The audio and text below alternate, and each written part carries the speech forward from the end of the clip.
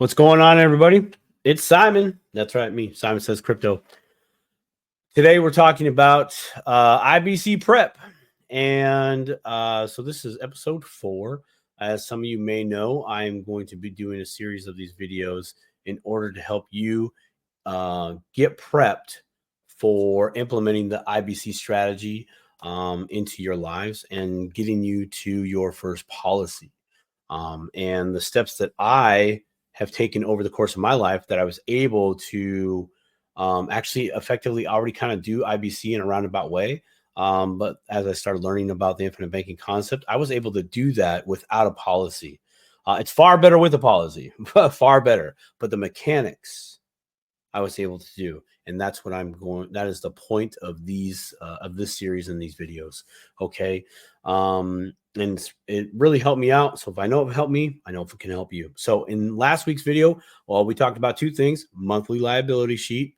Get on it, start writing stuff down, do it. And also the 4-week rule.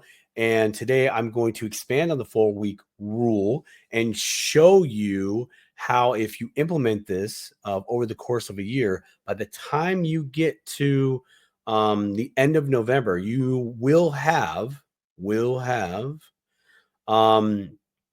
of December's bills. Hopefully, if everything goes right throughout your life through the year. But nonetheless, you will be ahead. And this is literally like losing weight and eating chocolate cake.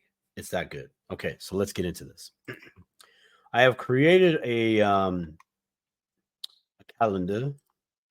I'm going to share that with you guys right now. Let's see if I can click there, do that. There we go. Full screen, Scotty, full screen. Okay, and we're going to hide that as well. So here we are, January 2025. So this is just around the corner, ladies and gentlemen. And I have taken the liberty of labeling my weeks out. So here we are on the 3rd of January. You can see I got starting there, week 1. And then, of course, next week is week 2, and then week 3, and week 4. And it continues on. I've also taken the liberty of, as I mentioned in last week's video, I tried to show you guys in my awesome handwriting, that I also take note of how many days I worked that week. And not the current week that I'm in, but for me, this is payday. But this is payday for the work that I did, back here, right? Christmas, right? So Christmas Eve, Christmas Day, I have off. So I work this week, I get paid here, and so on and so forth. I hope that makes sense. So I only worked Monday, got Tuesday, Wednesday off, worked Thursday and Friday, and I'm only going to get 3 days of pay. That's very important for you to keep track of that, actually. That was a mistake of mine that I just wasn't catching on to. Didn't really even think about it.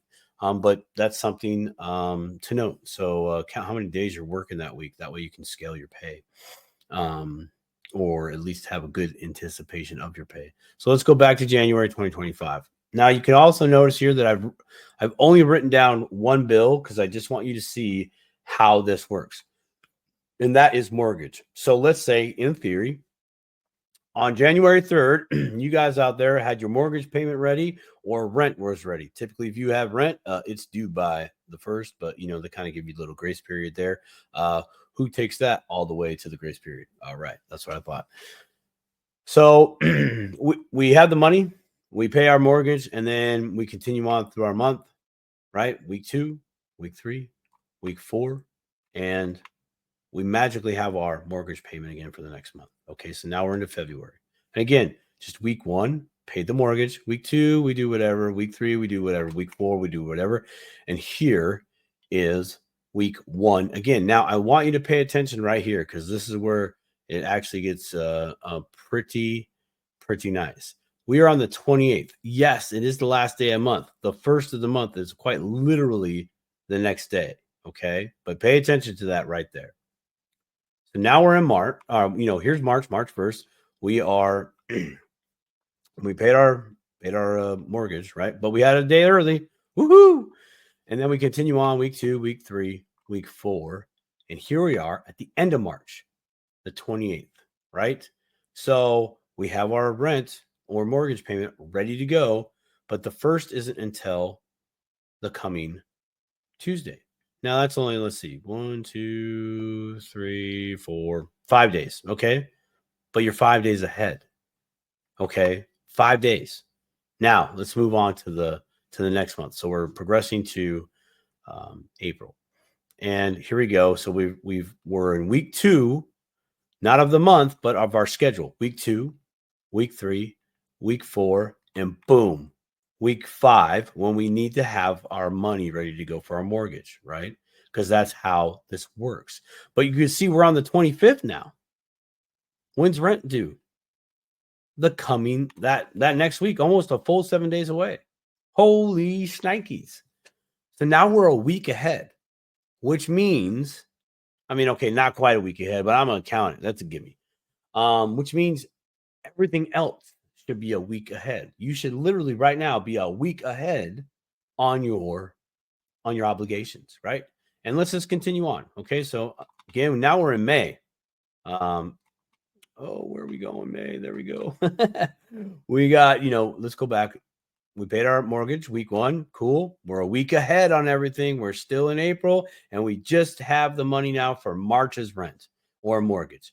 Okay, so now we're going to move on. We're week 2, week 3, week 4, and we got week 1 again. And again, we are on the 23rd of May, and yet I or you have your rent or mortgage payment ready to go by the 23rd of May. Well, that's not due for almost 10 days here. What do we got? 1, 2, 3, 4, 5. Well, there's 7 plus 1 is 8. Let's go down one more. Boom. 9 days ahead. I kind of stopped there, but it continues on. Check this out. So if the 23rd was, obviously it's week 1, but week 2 would be the 30th. Week 3 would be the 6th. Week 4, when our mortgage payment and our rent, we would have that money ready to go, is the 13th of June. We are literally now 2 weeks ahead, minimum 2 weeks ahead. Look at that. 13th, we would have it there. The 20th, the 27th, that's 2 weeks. 2 weeks ahead. Rewind this, go back and watch what just happened. We leapfrogged. And I didn't have to change a thing. You don't have to change you don't have to change anything.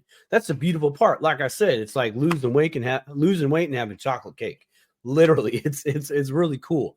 If you're paycheck to paycheck, you're working 2 jobs. I mean, you're scraping. This gives you that opportunity to be ahead. Maybe not be ahead in savings, like you actually have like extra savings in your bank, but you're ahead in when you have to pay your obligations. And what does that do for you? I don't know. I know it's good though. I know what it did for me and what it still does for me today. It creates this window. And in that window, I have all the liquidity at my disposal, right? I have been sick and missed some work. Well, I was doing the 4-week rule. And because I already had, I was like 3 weeks ahead on my bills and everything, right? So I had the money chilling. Which was in a policy that'd have been cool. But I was sick, so I fell a week behind, but I already had the money to take care of everything. So I didn't miss a beat, right? I didn't take the hit as hard as I've ever taken it before in my life. That was just one benefit. The other benefit is if you get to all the way to end of November of next year, and you have all your money ready to go to meet all your obligations through the whole month of December. Let me tell you what happens in December if you celebrate certain holidays. Christmas is not a fight. It's not a struggle. Okay.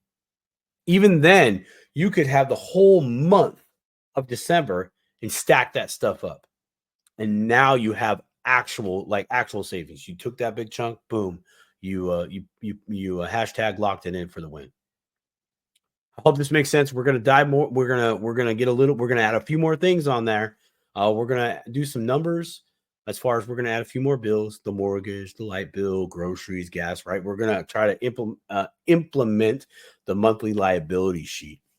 And you'll see why I really, really have that. Okay.